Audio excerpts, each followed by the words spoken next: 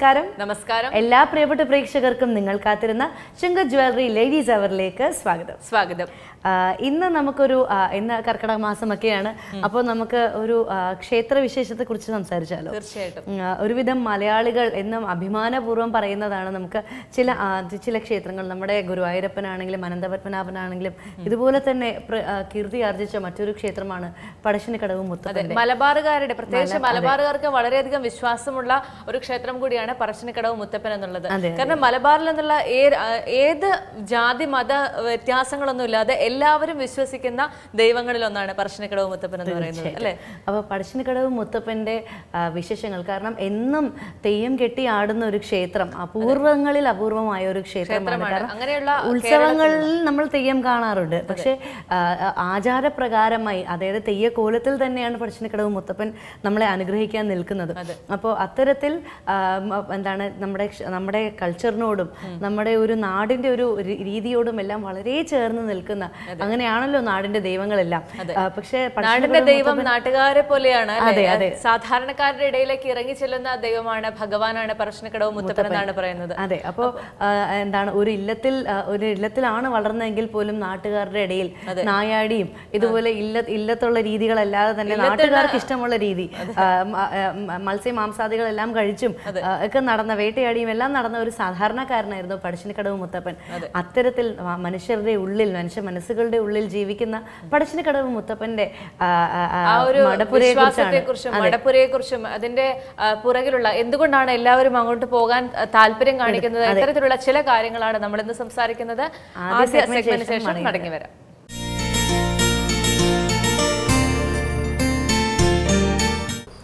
നമസ്കാരം, എൻ്റെ പേര് നിമിഷ. എൻ്റെ വീട് ചാലക്കുടിയാണ്. ഞാൻ ക്ലാസിക്കൽ ഡാൻസറാണ്. സ്കൂളുകളിലാണ് വർക്ക് ചെയ്യുന്നത്, ഡാൻസ് പഠിപ്പിക്കാൻ പോകുന്നു. ഞാൻ ചെറുപ്പം തുടങ്ങിയ ഞാൻ ഡാൻസ് പഠിച്ചിട്ടുണ്ടായിരുന്നു. 3 വയസ്സ് തുടങ്ങി ഡാൻസ് പഠിക്കുന്നുണ്ടായിരുന്നു. ജ്യോതി എന്ന് പറഞ്ഞ ടീച്ചറാണ് എന്നെ ഡാൻസ് പഠിപ്പിച്ചത്, ക്ലാസിക്കൽ ഡാൻസിൽ. അവിടെ തന്നെ വെച്ച് അരങ്ങേറ്റം നടത്തി.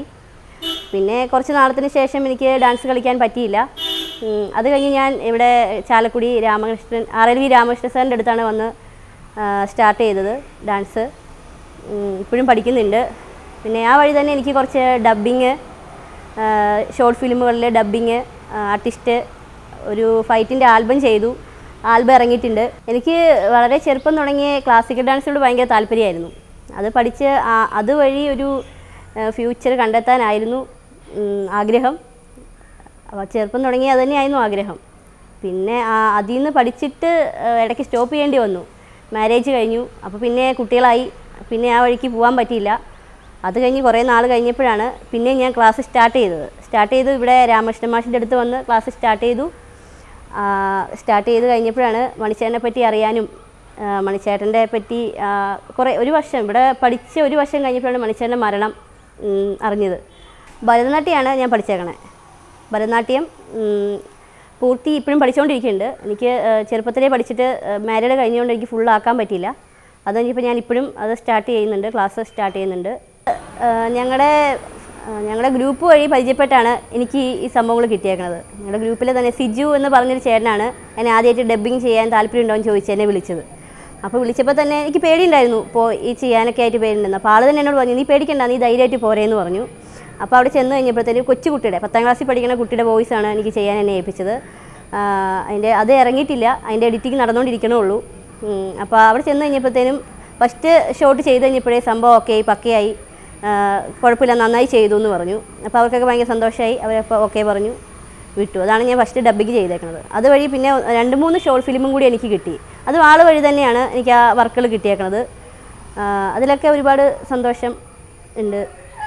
പിന്നെ ഇപ്പം അനീഷ് ഫൈറ്റ് മാസ്റ്ററാണ്. അനീഷ് പെരുമ്പാവൂരാണ് സ്ഥലം. ആളാണ് അങ്ങനെ ഫൈറ്റിൻ്റെ ആൽബം ചെയ്യാനായിട്ട് എന്നെ വിളിക്കുകയാണ്. അപ്പം അവർ എന്നെ കണ്ടപ്പോൾ എന്നോട് പറഞ്ഞു, നീ ഫൈറ്റാണ് സംഭവം, നീ ചെയ്യുമോയെന്ന് എനിക്കറിയില്ല, എന്നാൽ ട്രൈ ചെയ്ത് നോക്കുന്നു പറഞ്ഞിട്ടാണ്. അനീഷ് ചേട്ടൻ ഫൈറ്റ് മാസ്റ്ററാണ്, അനീഷ് ചേട്ടൻ എന്ന് ഞങ്ങൾ വിളിക്കും.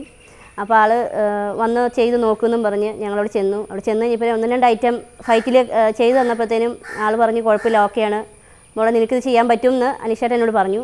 അങ്ങനെ ഞങ്ങൾ ആ ആൽബം ചെയ്തു. അതിൻ്റെ ഇപ്പോൾ ഇറങ്ങിയിട്ടുണ്ട് ആൽബം, ഫൈറ്റ് ആൽബം. മോഡലിങ് ചെയ്തേക്കണ 2-3 തുണിക്കടയ്ക്ക് വേണ്ടിയിട്ടാണ്.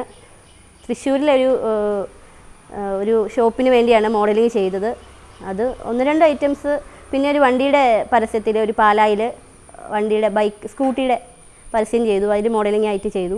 ഏതാണ് നമ്മൾ വർക്ക് ചെയ്യുന്നത്, നമുക്ക് ഏതാണ് കോൺഫിഡൻ്റ് എന്ന് തോന്നുന്ന കാര്യങ്ങൾ നമ്മൾ ചെയ്യുക. ഇതാണ് ചെറുത്, ഇതാണ് വലുത് എന്നില്ല. നമ്മൾ ഏത് മോഡൽ ഏത് ചെയ്യാൻ പോകുന്നോ അത് നമ്മൾ കംപ്ലീറ്റ് ആക്കുക എന്നുള്ളതേ ഉള്ളൂ. എനിക്ക് പറയാൻ പറ്റില്ല. കാരണം നമ്മൾ ഏതാ ചെറുത് ഏതാ വലുതെന്നില്ല. കാരണം ഏതിലാണെന്ന് നമുക്ക് പറയാൻ പറ്റില്ല. എന്നെ സംബന്ധിച്ച് ഞാൻ പോയ ഫീൽഡിലെല്ലാം എല്ലാ ആൾക്കാരുകൾ ഒരുപാട് പേരെ നമ്മൾ കണ്ടുവരുന്നുണ്ട്. അപ്പോൾ അവരെല്ലാം നല്ല രീതിക്കുള്ള സംസാരം, നല്ല സപ്പോർട്ടും നല്ല കാര്യങ്ങളും ഒക്കെയാണ് എല്ലാവരും. ഞങ്ങൾ മണിക്കൂടാരം ഗ്രൂപ്പ് മണിച്ചേട്ടൻ മരിച്ചു കഴിഞ്ഞപ്പം മണിച്ചേട്ടൻ്റെ മരണസമയത്ത് ഇവിടെ വന്നിരുന്നു. ഇവിടെ വന്നു കഴിഞ്ഞപ്പോൾ ഒരുപാട് ജനങ്ങൾ, ഇവിടെ ഒന്നും ഞങ്ങൾക്ക് നിൽക്കാൻ പറ്റില്ല, അതേപോലെയായിരുന്നു ആൾക്കാർ വന്നിരുന്നത്. ഇവിടെ വന്ന് ഞങ്ങൾ കണ്ടു പോയി കഴിഞ്ഞപ്പോൾ ഇതുപോലെ ഒരു ഗ്രൂപ്പ് ഉണ്ടാക്കി എന്നെ അതിലേക്ക് ആഡ് ചെയ്തു. അപ്പോൾ ആദ്യം ഞാൻ അതിനകത്ത് അഡ്മിൻ അല്ലായിരുന്നു. അപ്പോൾ അതിനകത്ത് മണിച്ചേട്ടൻ്റെ പാട്ടുകളും വിശേഷങ്ങളും മാത്രമേ പാടുള്ളൂ. അങ്ങനെ ആ ഗ്രൂപ്പിൽ ആക്റ്റീവായി. അത്യാവശ്യം ഒരു 2-3 പാട്ടുകൾ, നാടൻ പാട്ടുകൾ മണിച്ചേട്ടൻ്റെ പാടി കഴിഞ്ഞപ്പോഴത്തേനും അതിനകത്ത് ആ മണിക്കൂടാരം അതിനെന്നെ അഡ്മിനാക്കിയതാണ്. നല്ലപോലെ പാടുന്നുണ്ടെന്നൊക്കെ പറഞ്ഞിട്ട് എന്നെ പിടിച്ച് അഡ്മിനാക്കിയത്. അതിനകത്ത് 4 പേരാണ് മെയിൻ അഡ്മിന്മാർ. ഹരികുമാർ കൊല്ലം, സാബു സാറ് ആൾ മിലിറ്ററിയാണ്, കൊല്ലത്താണ് ഹരികുമാർ എന്നാണ് പേര്. പിന്നെ എൻ്റെ ഹസ്ബൻഡ് ബിജോ, ഞങ്ങൾ 4 പേരാണ് അതിനകത്ത് മെയിൻ അഡ്മിന്മാർ. അപ്പോൾ അങ്ങനെ എന്നെ പിടിച്ചിട്ട് അഡ്മിനാക്കി പറഞ്ഞ് ആ ഗ്രൂപ്പ് മുന്നോട്ട് കൊണ്ടുപോകണം, സ്റ്റോപ്പ് ചെയ്ത് നമ്മുടെ മണിച്ചേട്ടന് വേണ്ടിയുള്ള ഗ്രൂപ്പാണ് എന്ന് പറഞ്ഞു. ചാരിറ്റബിൾ സൊസൈറ്റി ആയിട്ടാണ് മുന്നോട്ട് പോകുന്നത്. ആദ്യം തന്നെ ഞങ്ങൾ സ്മൈൽ വില്ലേജ് ആശ്രമത്തിലെ കുട്ടികൾക്ക് അവിടെ അവർക്ക് സ്പോർട്സിനുള്ള ഡ്രസ്സ് കൊടുത്തു. അവർക്കുള്ള 150 പേരോളം ഉണ്ടായിരുന്നു. അവർക്കുള്ള കാര്യങ്ങളൊക്കെ അവിടെ ഫസ്റ്റ് മണിച്ചേട്ടൻ്റെ മരിച്ചതിൻ്റെ വാർഷികം ആഘോഷിച്ചത് അവിടെ വെച്ചാണ്. അപ്പോൾ ഞങ്ങൾ ആ കുട്ടികൾക്ക് ഡ്രസ്സ് കൊടുത്തു. RLV രാമകൃഷ്ണൻ മാഷ് ഉണ്ടായിരുന്നു, അധ്യക്ഷതയിലുണ്ടായിരുന്നു. അങ്ങനെ ഗ്രൂപ്പ് ചാരിറ്റി ആയിട്ട് മുന്നോട്ട് കൊണ്ടുവന്നു. ഫാമിലിയിൽ എല്ലാവരും നല്ല സപ്പോർട്ടാണ്. എൻ്റെ വീട്ടിൽ എൻ്റെ അച്ഛൻ, അമ്മ, അനിയത്തി 3 പേരാണ് ഉള്ളത് എനിക്ക്. പിന്നെ ഹസ്ബൻഡാണ് ഏറ്റവും കൂടുതൽ സപ്പോർട്ട്. എല്ലാ കാര്യത്തിനും എൻ്റെ കൂടെ വരാനും എന്നെ കൊണ്ടുപോകാനും എല്ലാത്തിനും ഹസ്ബൻഡ് ഭയങ്കര സപ്പോർട്ടാണ്.